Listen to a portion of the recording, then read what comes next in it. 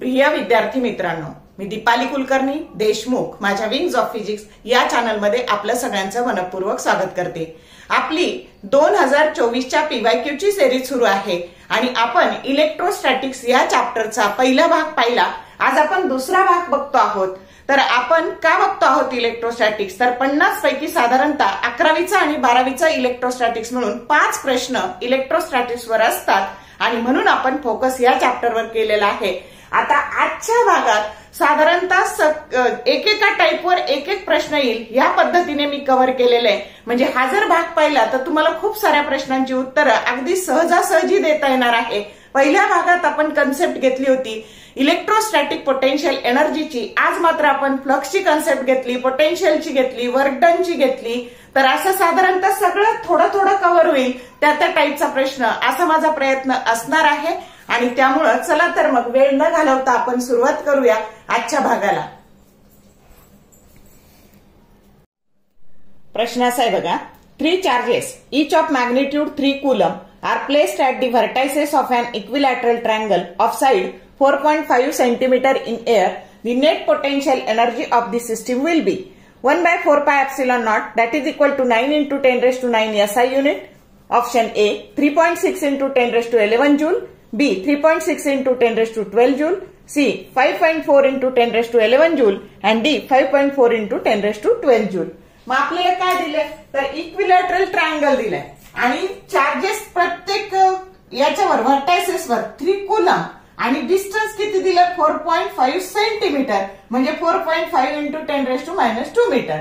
मग potential energy काढायची आहे, तर पोटेन्शियल एनर्जीचा फॉर्म्युला काय असतो 1/4 पाय एप्सिलॉन नॉट, दोन्ही चार्जेसचा गुणाकार भागिले डिस्टन्स। मग ह्या दोन चार्जेसचा गुणाकार त्यातलं डिस्टन्स, या दोन चार्जेसला गुणाकार त्यातलं डिस्टन्स, या दोन चार्जेसचा गुणाकार त्यातलं डिस्टन्स, हे 3 वेळा येणार आहे। म्हणजे आता आपण पहिल्यांदा केलं, पण इथं तसं नाही करायचं। सीईटीला सोडवताना डायरेक्ट याची किंमत हे कॉमन काढले, आतमध्ये हे राहिले, हे याची व्हॅल्यू टाकून दिली 9 into 10 raised to 9 आणि हे 3 times 9 into 4.5 into 10 raised to -2। मग आता या 4.5 ने या 9 ला डिवाइड केलं, 2 आलं, 3 2 जा 6, 6 9 जा 54 आणि हे दोन मायनसचे डिनॉमिनेटरचे -2, 10 ची पॉवर वर गेल्यावर प्लस झाली 11। पण असा पण ऑप्शन आहे बघा, पण इथे खरा ऑप्शन काय होईल, तर हे 5.4 into 10 raised to 12 होतील आणि जो करेक्ट ऑप्शन इथे 54 आहे। तर तुम्हाला ऑप्शन 5.4 into 10 raised to 11 दिलेला आहे, तर तसं नाही होणार, तो 5.4 into 10 raised to 12 इथे जर डेसिमल पॉइंट द्यायचा तर जो करेक्ट ऑप्शन डी आहे। समजलं का? या पद्धतीने सोडवायचं, म्हणजे पोटेन्शियल एनर्जीवर एकतर तुम्हाला एखाद्या चार्जेसची किंमत काढायला येईल, नाहीतर असे चार्जेस देतील आणि पोटेन्शियल एनर्जी काढायला येईल।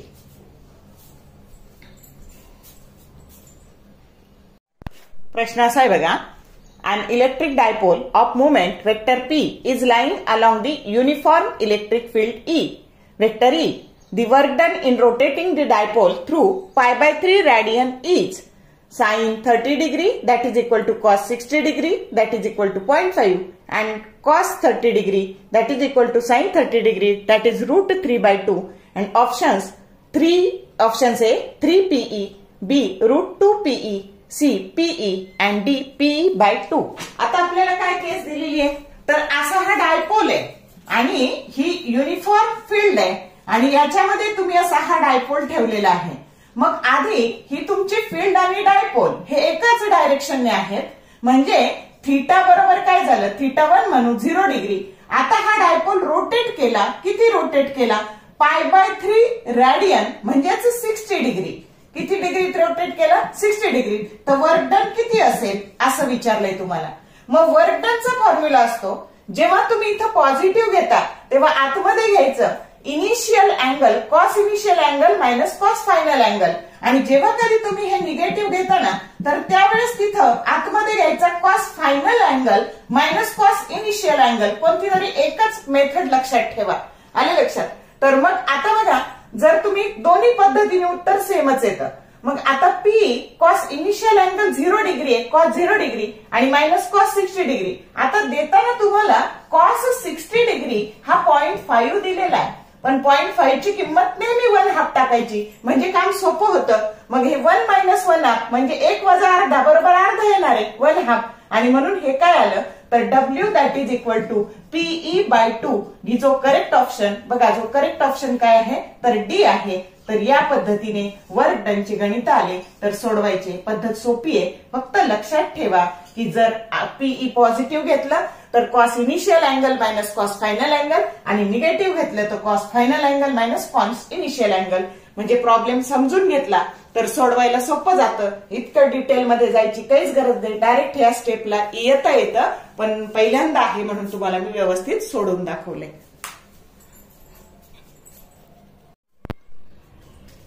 पुढचा प्रश्न असा आहे बघा, equal charges are given to 2 spheres of different रेडाय.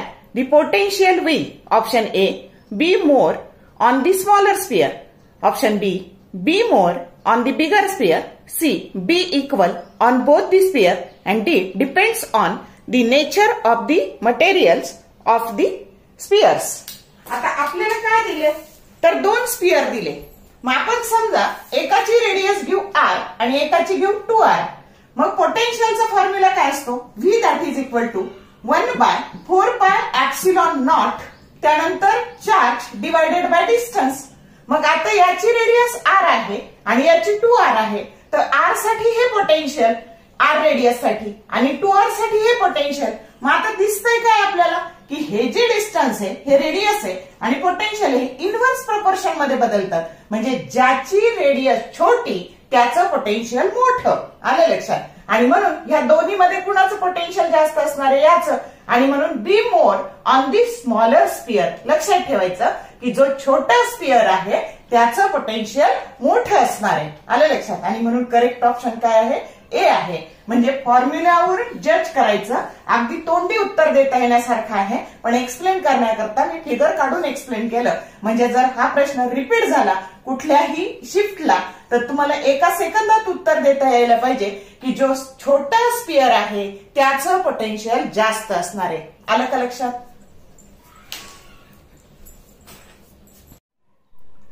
पुढचा प्रश्न असा आहे बघा, the electric flux over a sphere of radius r is phi. If the radius of the sphere is doubled without changing the charge, the flux will be option A 4 phi, B 2 phi, C phi, and D 5/2. आता बघा खूप सोपी concept आहे की हे जे flux असतात electric flux असतात, तर गॉस लॉ नुसार हे फ्लक्स म्हणजे चार्ज एनक्लोज्ड. किती चार्ज एनक्लोज झालेले आहे त्याला कशाने भागायचं तर divided by epsilon not, permittivity of free space और मीडियम. म्हणजे फ्लक्स आता ही तर कॉन्स्टंट असते, एप्सिलॉन नॉट ची किंमत असते 8.85 इंटू 10⁻⁻12 कूलम स्क्वेअर पर न्यूटन मीटर स्क्वेअर.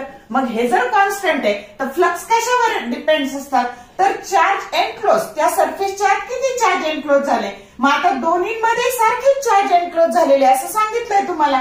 मग आता जर समजा इथं क्यू चार्ज आहे इथं पण क्यू चार्ज आहे, मग रेडियसचा फ्लक्सचा काही संबंध आहे का नाही. आणि म्हणून आकार मोठा झाला फ्लक्स काय होईल, रेडियस डबल झाली रेडियस हाफ झाली, काही होणार नाही, फ्लक्स रिमेन्स अनचेंज. आणि म्हणून करेक्ट ऑप्शन काय आहे तुमचा सी की फाय हे तसेच फ्लक्स राहतील. तर या पद्धतीने फ्लक्सचे प्रॉब्लेम आले तर सोपं लक्षात ठेवायचं की charge enclose divided by epsilon not. चांगलं करून ठेवा. आपण साधारणतः या आजच्या भागात सगळा एक एक सॅम्पल घेतलेला आहे की कशा कशा पद्धतीने तुम्हाला प्रश्न पडू शकतील. आता पुढचा प्रश्न आहे बघा, the electric potential at a point on the axis of an electric dipole is proportional to. आता R काय आहे तर distance between centre of the electric dipole and the point. Option A 1/r, B 1/r², C R and D 1/r². आता electric potential dipole मुळे असलेलं electric पोटेन्शियलचा formula असतो हा V that is equal to 1/4πε0 P cos of θ upon r². आता ऍक्सिसवर theta 0 असतो आणि theta 0 असतो म्हणून कॉस थीटाची किंमत 1 झाली. आलं लक्षात? मग आता बघा डायपोल मुवमेंट कॉन्स्टंट आहे, याची किंमत 9 × 10⁹ कॉन्स्टंट आहे, म्हणजे V is inversely proportional to square of that distance, की जो करेक्ट ऑप्शन काय आहे, बी आहे. तर या पद्धतीने ह्या प्रश्नाचं उत्तर द्यायचं. फॉर्म्युला बेस्ड आहे, म्हणजे तुम्हाला कळलं पाहिजे की डायपोलच्या बाबतीत आता पोटेन्शियल ड्यू टू पॉइंट चार्जचं इथं चार्ज भागिले डिस्टन्स आर येतं, पण डायपोलच्या डेरिव्हेशन मध्ये इथं r² येतं. म्हणजे फॉर्म्युला जर तुमचा ल नसेल तर त्याचं उत्तर तुम्हाला देता येईल. तर समजलं का की फॉर्म्युला बेस्ड क्वेश्चन कसे असतात. तर या पद्धतीने याचा ऑप्शन बी येणार आहे. पुढचा प्रश्न आहे बघा.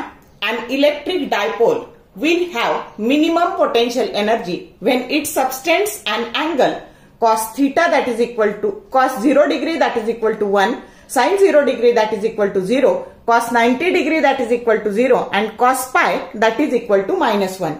Option A बघा, pi with direction of field, B pi/2 with direction of field, C 3π/2 with direction of field and D 0 with direction of the field. आता आपल्याला पोटेन्शियल एनर्जी मिनिमम काढायची आहे. तर मग आता बघा, आपण आधी हा पोटेन्शियल एनर्जीचा फॉर्म्युला लक्षात घेऊ. Electric potential energy that is the dot product of vector P dot E. P म्हणजे डायपोल मुवमेंट आणि ई म्हणजे इलेक्ट्रिक फील्ड. मग पी डॉट ई जर करायचं तर product of magnitude of that two vector and cosine of the angle between them, त्यांच्यातला cosine angle. मग आता पहिली केस घेऊ की जर समजा हे दोन्ही एका डायरेक्शनने असतील, पी आणि ई हे एका डायरेक्शनने असतील, तर त्यांच्यातला अँगल 0 असणार आहे आणि कॉस 0 डिग्री बरोबर 1 येणार आहे. मग याची किंमत जर 1 टाकली तर पोटेन्शियल एनर्जी काय झाली, इलेक्ट्रिक पोटेन्शियल एनर्जी -PE झाली. हे नंतर ठरवू आपण मिनिमम आणि मॅक्सिमम. आता दुसरी केस, थीटा 180 डिग्री म्हणजे ई इकडे जात आहे, डायपोल मुवमेंट इकडे जात आहे, अँगल किती झाला 180 डिग्री आणि कॉस पाय तुम्हाला दिलंय. कॉस पाय म्हणजेच कॉस 180, तो -1 असतो. हे -1 इथं टाकलं की मायनस हे +PE झालं. आणि जर हे 90 डिग्री असेल तर मग तुमचं काय झालं, तर थीटा बरोबर म्हणजे हे ई आणि ही पी ची डायरेक्शन कॉस 90 0 असतं, म्हणजे पोटेन्शियल एनर्जी 0 झाली. मग आता बघा कोण मिनिमम आहे आणि कोण मॅक्सिमम आहे, तर ही मिनिमम आहे म्हणजे अँगल 0 आहे, आलं लक्षात. आणि म्हणून मग ही जी काही पोटेन्शियल एनर्जी आहे तर ती 0 आणि in the direction of field, म्हणजे तुमचा करेक्ट ऑप्शन काय झाला, तर करेक्ट ऑप्शन डी झाला. 0 with the direction of the field. Angle 0 आहे आणि फील्ड आणि ते एकाच डायरेक्शनने आहे, तेव्हा पोटेन्शियल एनर्जी काय असणार आहे, मिनिमम असणार आहे. समजलं का. आता आणखी एक लक्षात ठेवा बघा, याला आहे ना मोस्ट स्टेबल कंडिशन म्हणतात. मोस्ट स्टेबल, याला मोस्ट अनस्टेबल, ही मोस्ट अनस्टेबल. समजलं, हे पण लक्षात ठेवा. जेव्हा पोटेन्शियल एनर्जी मिनिमम असते तेव्हा मोस्ट स्टेबल कंडिशन असते आणि जेव्हा पोटेन्शियल एनर्जी मॅक्सिमम असते ती मोस्ट अनस्टेबल कंडिशन असते. हे पण नीट लक्षात ठेवा. पुढचा प्रश्न असा आहे बघा. In an electric field due to a charge Q, a charge small Q moves from a point A to B as shown in the figure. The work done is where epsilon naught that is equal to permittivity of free space. Option A आहे बघा 1/4 pi epsilon naught capital Q into small q divided by r square.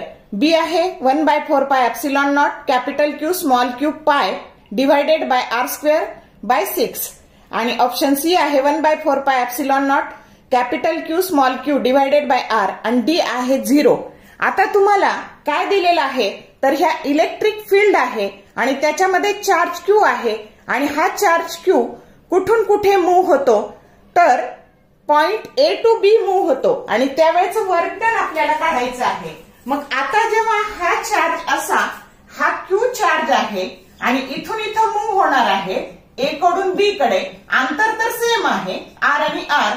मग आता इथलं potential, ह्या ए पॉइंटचं पोटेन्शियलचा formula असतो 1/4 pi epsilon naught. ज्या charge पासून घेतला तो चार्ज आणि डिस्टन्स, आता डिस्टन्स समजा आर आहे तर याचं पोटेन्शियल व्हीएचं पोटेन्शियल इतकंच आहे आणि व्हीबीचं पोटेन्शियल पण सेम आहे 1/4 pi epsilon naught Q divided by R, हे व्हीबीचं पोटेन्शियल आहे. मग आता वर्क डनचा फॉर्म्युला असतो charge into VA minus VB मग हे जर सेम आहे तर त्याची सबट्रॅक्शन काय येणार आहे, 0 येणार आहे आणि म्हणून वर्क डन काय येणार आहे, 0 येणार आहे. कन्सेप्च्युअल प्रश्न आहे बघा, खूपदा असं विचारलं जातं. तर त्यावेळेस जेव्हा जेव्हा पोटेन्शियल सेम असेल आणि वर्क डन विचारलं असेल, डोळे झाकून उत्तर येतं 0, म्हणून करेक्ट ऑप्शन डी आहे. तर ह्याही टाईपचा प्रश्न चांगला करून ठेवा. आता त्याच्यावरचा थेअरी क्वेश्चन कसा विचारला जाईल बघा, इक्विपोटेन्शियल सरफेसवरच्या वर्क डनवर. If a unit charge is taken from one point to another point over an equipotential surface, then option A work is done on the charge, B work is done by the charge, C work done on the charge is constantly increasing and D work done to move a charge is 0. तर सोपं लक्षात ठेवायचं, equipotential surface हा शब्द पाहिला की work done 0 घेऊन टाकायचं आणि म्हणून करेक्ट ऑप्शन. आता फॉर्म्युलाने कसं येतं हे मी आधीच्या न्यूमेरिकल मध्ये दाखवलंच आहे तुम्हाला आणि त्यामुळं इथे डी ऑप्शन येणार आहे, work done to move a charge is 0. समजलं का?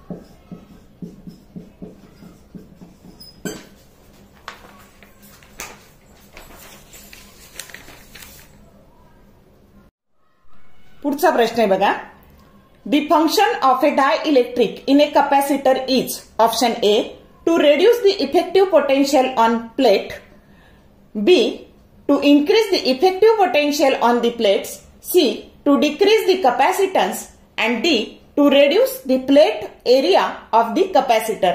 आता आपण का टाकतो डायइलेक्ट्रिक कॅपॅसिटर मध्ये, तर आपल्याला इफेक्टिव्ह पोटेन्शियल हे कमी करायचं असतं आणि म्हणून करेक्ट ऑप्शन काय आहे, ए आहे, to reduce the effective potential on the plate.